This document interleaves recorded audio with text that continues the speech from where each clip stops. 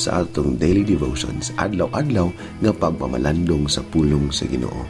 Kani di ay si Jones ang inyong igsuon og higala sa pagkat-on og pagbuhat sa pulong sa Ginoo. Now, maayong adlaw kanimo karon kung unsa mang orasa kaninimo gipaminaw. Salamat sa Ginoo nga nagahin kag panahon sa pagpamati sa iyang mensahe. Now, the Word of God, ang pulong sa Ginoo magyud ang magligon sa atong kinabuhi. Magdasig ka tong kinabuhi o magtultol ka nato diha kang Kristo nga mo'y tinubdan sa kaluwasan ug paghigugma nga tinud-anay.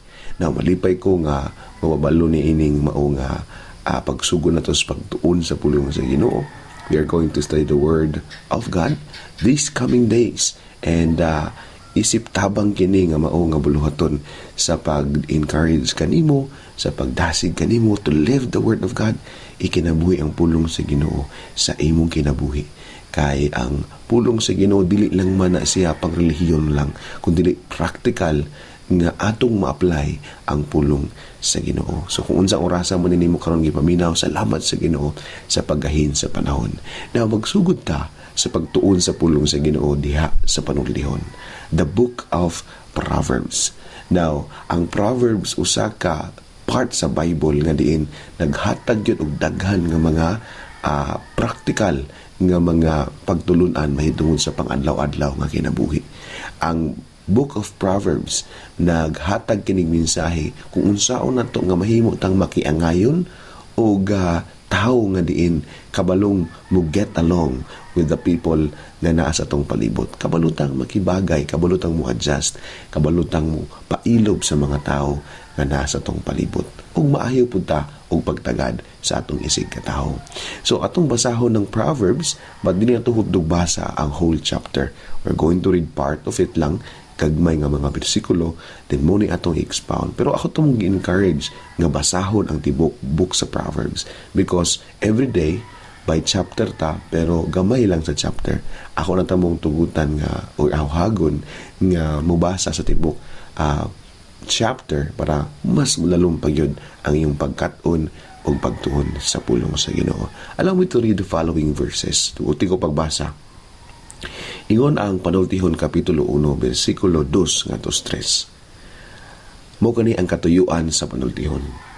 Aron ang tawo makahibalo sa kaalam o pahimangno, makasabot sa mga pulong sa pagpanabot, makadawat o makapahimangno diha sa pagkamaalamon, sa pagkamatarong, sa hustisya o sa kaanghayan. Mga nindot nga mga pulong atong madungog nga mao kato ang katuyuan sa Proverbs. Proverbs teaches us to live better. Now atong mabasa diha nga ang pinakatuyuan aning Book of Proverbs. Una-una sa tanan atong makatunan kung magbasa ta ining mao nga libro is ang pagpugong sa imong kaugalingon, to make your life under control. Mean to say, atong mabalanse ang atong mga desisyon sa kinabuhi. Secondly, ang Book of Proverbs maghimo kanato or maghatag kanato kabilidad to consistently mo padayon ta sa pagbuhat ng maayo. Kaya usahay kapoy ibuhat ng maayo. Kaya usahay ang adlaw ganahan ka, apan the next day na po kaganahan. Apan ang Book of Proverbs, ang pulong sa Ginoo, magligod kanato to do the right thing every single day. Third thing, ang Book of Proverbs is makahatag kanato kalig-on to resist temptation. Mo kani usas pinaka nindot nga effect or epekto sa Book of Proverbs or pagtuon sa pulong sa Ginoo is maglikay nato sa tentasyon, makabalibad ta sa mga tentasyon o distractions sa kinabuhi. Fourth thing is ang resulta sa pulong sa Ginoo is makahatag natong maayong relasyon, better relationships sa imo ba sigurong pamilya, sa imo sigurong nga silingan, or sa imo sigurong kauban sa panimalay. Give you better relationship, because relationship is very challenging.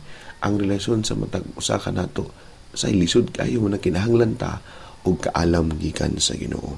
Now, ang Proverbs is both easy siya and lisod. Una lisod siya, nga naman lisod kayo pag-decide kung sa'y sakto.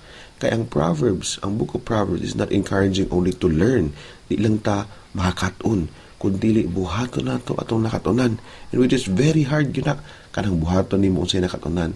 Kaya usahay ganahan kitang mubuhat bisan naman og kanang sayop Niya usahay di taganang mubuhat kung sa sakto tungkol sa atong mga gipanghuna-huna usahay pud nga di maayo. Now, ang Book of Proverbs is hard yun, no? Hard pagbuhat sa mga prinsipyo sa Ginoo, pero unsay nakapahimo nini sa yun, it is both hard and easy. Easy siya tungkol kay dili pinaagi sa imong kaugalingon, imong kaning buhaton. But pinaagi kini sa gahom, sa grasya ug gugma sa atong Ginoong Dios nga si Jesucristo. Siya mo'y mag-back up nato to do the right thing every day and to apply kung unsa may atong nakatunan.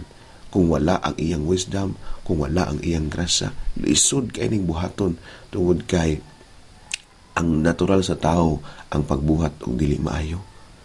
Apan salamat sa Ginoo nga tabangan ta nga buhaton ang pinakasakto inubanan sa paggiya sa Ginoo. Now, atong pangayoon ang wisdom gikan sa Ginoo. Ingon ang Santiago, akong kinsa kanayo ang ginahanglan o kaalam, papangayua sila sa Dios.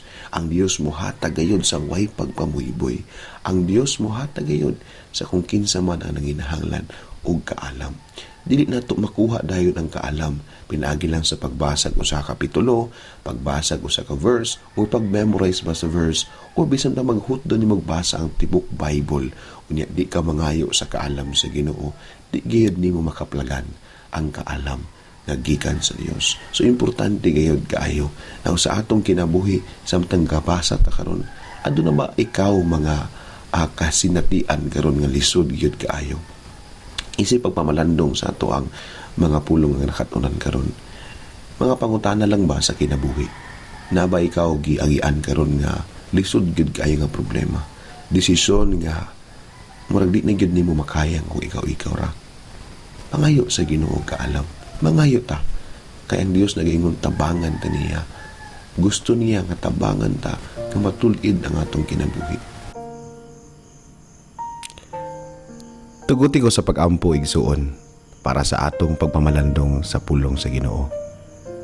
Langit ng Amahan, ang salamat sa iyong pagkamaayo sa tagsatag sa kakinabuhi nga niya karon na mati sa imong mga pulong. Salamat Ginoo nga nagasaad ka nga kung kinsang mangayog ka alam imong paghahatagan tungod kay ikaw mahigugmaon ug manggihatagon nga Dios. Sa among kinabuhi karon o Dios, andun na may mga desisyon nga lisod buhaton, mga kasinatian o mga problema man nga bugat sa among kinabuhi. Help us to decide by your guidance and by your wisdom. Salamat kayo Dios sa pagtabang kanamo kanunay nga makaplaga namo ang imong mga pulong ug ma-apply namo ang imong mga pulong sa among kinabuhi. Tabangi kami kay Ginoo sa matag adlaw ug tabangi kami Ginoo nga makalabang sa biusang-unsang pagsulay pinagi sa imong tabang ug grasya. Kani lamang ipasalamat giampo, di lamang sa ngalan ni Hesus ang among Dios ug manluluwas. Amen ug amen. Mukato ang atong day 1 sa pagtuon sa Book of Proverbs. Sa sunod na pong higayon sa atong panag-uban, tunan na po nato ang Proverbs chapter 2. Hangtod sa sunod na higayon, ang Dios magapanalangin kanimo ug sa imong pamilya. Mayang adlaw kanimo.